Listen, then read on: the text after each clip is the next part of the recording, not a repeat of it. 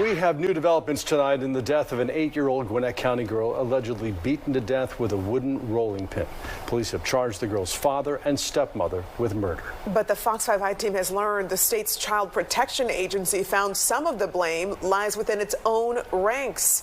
I-team reporter Johnny Edwards obtained the case file and discovered the agency received a complaint about this family months before the killing. It's kind of shocking because it seemed like there was a nice and happy family with me. Little Sayra Barros was always getting in trouble with her stepmother, Natiela, but this time, it turned deadly. That fateful winter day outside of Atlanta, Natiela flew into a rage because Sayra didn't finish her breakfast or do her schoolwork. She took out her anger on the poor 8-year-old, spanking her and then beating her to death. And get this, she didn't even bother calling 911 after she was done, choosing instead to call her husband, who was at work.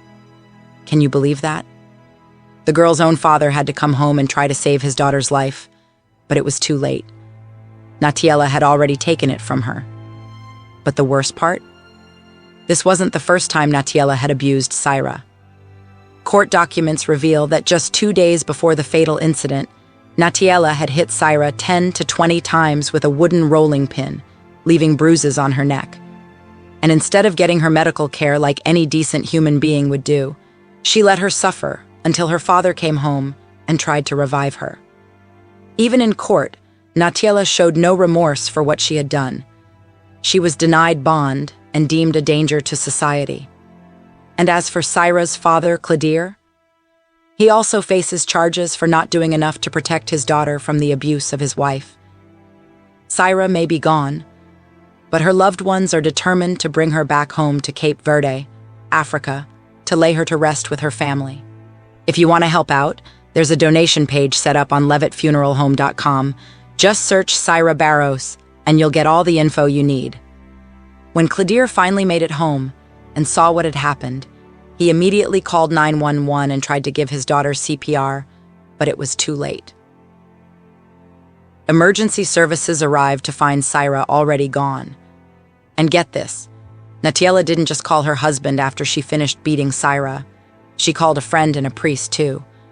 I guess she needed all the help she could get in covering up her evil deeds. But justice will be served for little Sayra. Both Natiela and Claudir are facing murder charges, along with counts of child cruelty. And they're both sitting in jail without bond like they deserve. There's no excuse for what they did to that innocent child, and they'll pay for their actions. R.I.P. Sayra, may you finally find peace away from the hands of your cruel stepmother. For the killing, Johnny. That's right, and the case files show apparently not enough was done.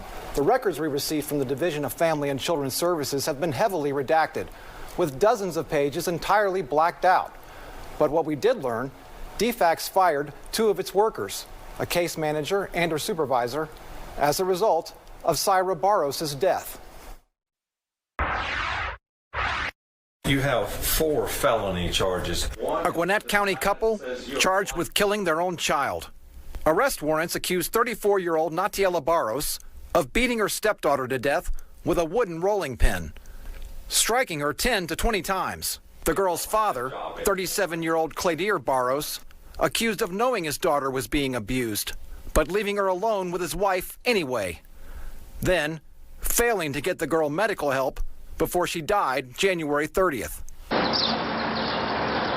But the Fox 5 I-team has learned State Child Protection Services had also been told of something terrible happening to 8-year-old Sayra Barros, pictured here with her funeral announcement.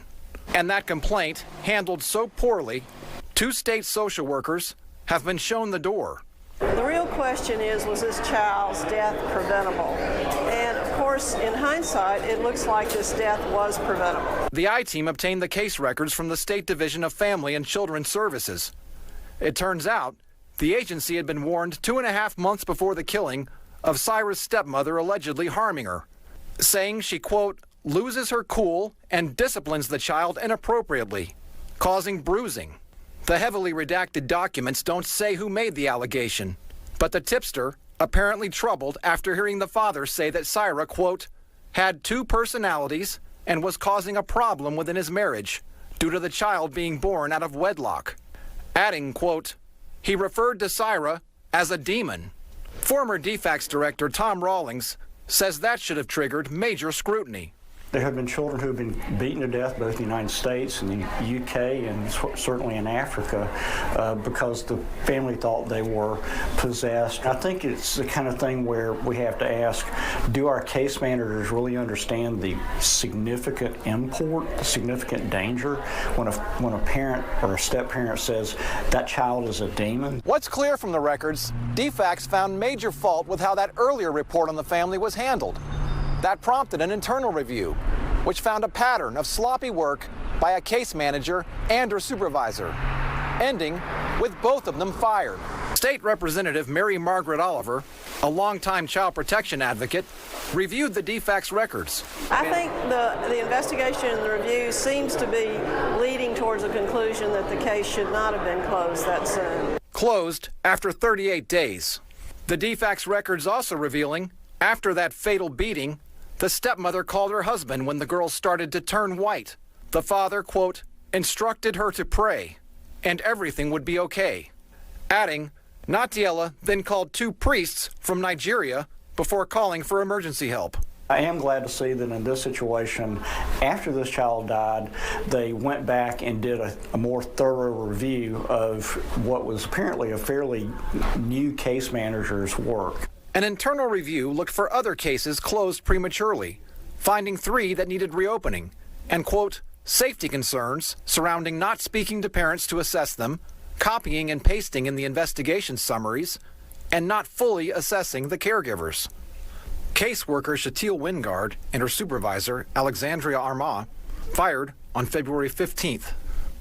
Wingard had been on the job just 6 months. I think that turnover rate and vacancy rates are very, very problematical. We need consistent caseworkers who are well trained, who stay with a child.